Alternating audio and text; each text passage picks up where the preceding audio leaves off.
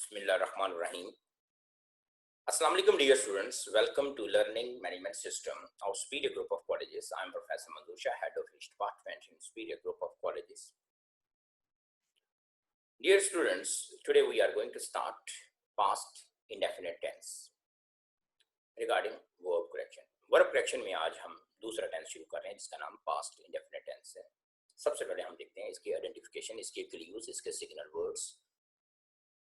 उर्दू में तो सबको मालूम होगा आपको, वो कल कॉलेज किया, वो कॉलेज जाता था, तो ये एंडिंग वर्ड्स पर आप खुद ही गौर कर लें तो आपको समझ में आ जाती है ये पास्ट इंडेफिनिट टेंस है. लेकिन वर्ब करेक्शन में हमें इंग्लिश में समझना बहुत ज़रूरी है.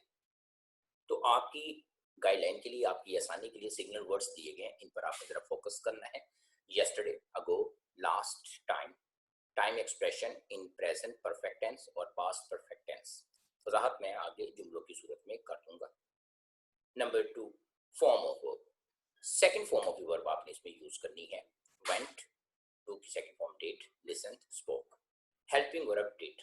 अब यहाँ पर आपने कंफ्यूज नहीं होना कि form of the verb did है और हेल्पिंग वर्ब डिड है.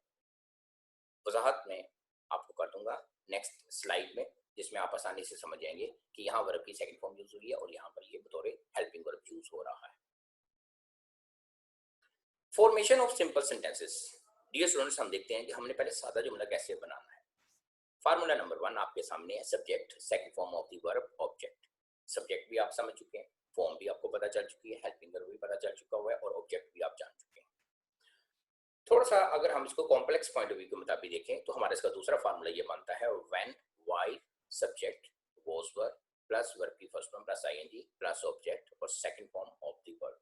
यानी कि दोनों तरीकों से अगर आप देखें तो second form of the verb ही सिंपल सेंटेंसेस में इस्तेमाल होनी है. चलते हैं हम सेंटेंसेस की जानिब. हमारा फर्स्ट सेंटेंस है, अगर हमारा सब्जेक्ट इनमें से कोई भी हो, I, we, you, they students help the poor last month. तो अब आप इस जुमले पे गौर कर लें कि I help the poor last month.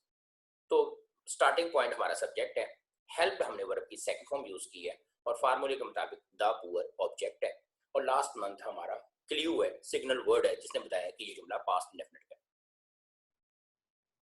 Example number 2, he, she, Ali, Nadia did the duty yesterday. अब जरा गौर करना है, ये डिड हमारा हेल्पिंग वर्ब नहीं है, ये डू की सेकंड फॉर्म डिड है कि he did the duty yesterday. Yesterday हमारा सिग्नल वर्ड है जिसने बताया कि उसने ये काम कल किया. When the child was sleeping, अगर हम व्हेन से बना जुमला स्टार्ट करते हैं, फार्मूला नंबर 2 देखिए. When the child was sleeping the door bell rang. तो भी हमने वर्ब की सेकंड फॉर्म ही यूज की कि जब बच्चा सो रहा था तो घंटी बजी. While I was having the tea, the guest came. जब मैं चाय पी रहा था या मेरे चाय पीने के दौरान मेहमान आए, तो जो आए हैं वो गेस्ट केम सेकंड फॉर्म है. Dear students, formation of negative sentences, कि हमने पास्ट इंडेफिनिट टेंस को, सिंपल जुमलों को नेगेटिव में कैसे कन्वर्ट करना है. तो सबसे पहले हम सब्जेक्ट लिखेंगे. अब हम यूज करेंगे हमारा हेल्पिंग वर्ब डिड, उसके बाद नॉट, फिर वर्ब की फर्स्ट फॉर्म, फिर ऑब्जेक्ट. अब रूल क्या है? In all negative sentences, use first form of the verb in place of second form of the verb. यानी कि सादा तमाम जुमले हैं, सिंपल सेंटेंसेस में आपने वर्ब की सेकंड फॉर्म ही यूज करनी है पास्ट इंडेफिनिट में. लेकिन जैसे ही आप नेगेटिव में कन्वर्ट होंगे, नेगेटिव सेंटेंस बनाना शुरू करेंगे, तो याद रखना है use first form of the verb in place of second form of the verb. Example देखते हैं. नंबर 1, अगर हमारा subject I, we, you, they, good students कोई भी बन जाता है, did not tell a lie. तो आपने यहां देखा कि subject I did not tell a lie, तो डिड हमारा हेल्पिंग वर्ब है और हेल्पिंग वर्ब के बाद हमने नेगेटिव सेंटेंस में वर्ब की फर्स्ट फॉर्म लगाई है टेल अ लाई. टोल्ड अ लाई नहीं कहेंगे, किसी भी कीमत पे नहीं कहेंगे. Number 2, he, she, Ali student did not make a noise. तो यहां पर भी आप देखें कि he did not make a noise, तो डिड नॉट के बाद मेक वर्ब की first form. Number 3, we did not do our duty 50 minutes ago. अब ये जुमला मैंने जानबूझ के लिखा है आपके कॉन्सेप्ट को क्लियर करने के लिए कि अगर ये जुमला यूं होता, वी डिड नॉट डिड, तो ये गलत था. स्टूडेंट्स कंफ्यूज रहते हैं कि ये डबल डिड जो है तो हेल्पिंग वर्ब कौन सा है और वर्ब की फॉर्म कौन सी है. तो ये सेंटेंस आपको आपके कॉन्सेप्ट को मजीद क्लियर कर देगा. We did not do our duty 50 minutes ago, कि पहला डिड हमारा हेल्पिंग वर्ब है और डिड के बाद नेगेटिव सेंटेंस में जो वर्ब की फॉर्म फर्स्ट यूज की जा रही है वो डू है, वो डिड नहीं होगी. Dear students, let's move towards formation of interrogative sentences. अब हम देखते हैं कि इंट्रोगेटिव सेंटेंसेस हमने कैसे बनाने। बहुत ही सादा सिंपल तरीका है। सबसे पहले आप हेल्पिंग वर्ब डीड लिखेंगे, फिर सब्जेक्ट, फिर वर्ब की फर्स्ट फॉर्म, ऑब्जेक्ट। रूल वही है। In all interrogative sentences use first form of the verb in place of second form of the verb.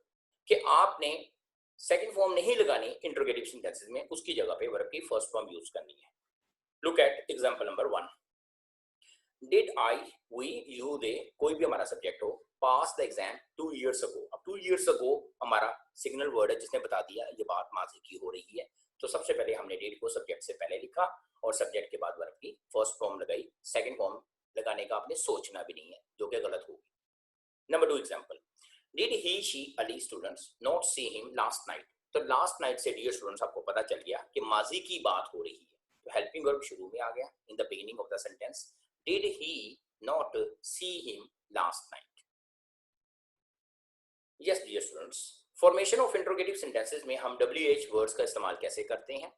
इसको W फैमिली वर्ड्स भी कहते हैं। वो हमेशा हम हेल्पिंग वर्ब से पहले लिखेंगे, फिर सब्जेक्ट, फिर वर्ब की फर्स्ट फॉर्म, ऑब्जेक्ट और लास्ट में क्वेश्चन मार्क। रूल नंबर 1 है WH words like who, when, what, why, where, which, whose, whom, how are always used before helping verb।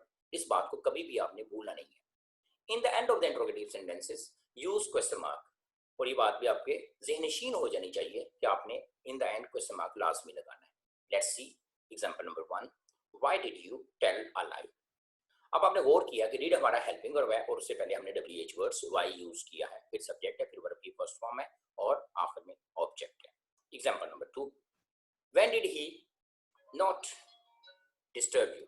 उसने आपको कब डिस्टर्ब नहीं किया? तो अब आपने गौर किया कि हेल्पिंग वर्ब से पहले फिर हमारे पास WH वर्ड्स है, फिर सब्जेक्ट है और फिर उसके बाद डिस्टर्ब यू हमारी वर्ब की फर्स्ट फॉर्म है। सेकंड फॉर्म तो लगाने का सवाल ही पैदा नहीं होता और लास्ट में ऑब्जेक्ट है।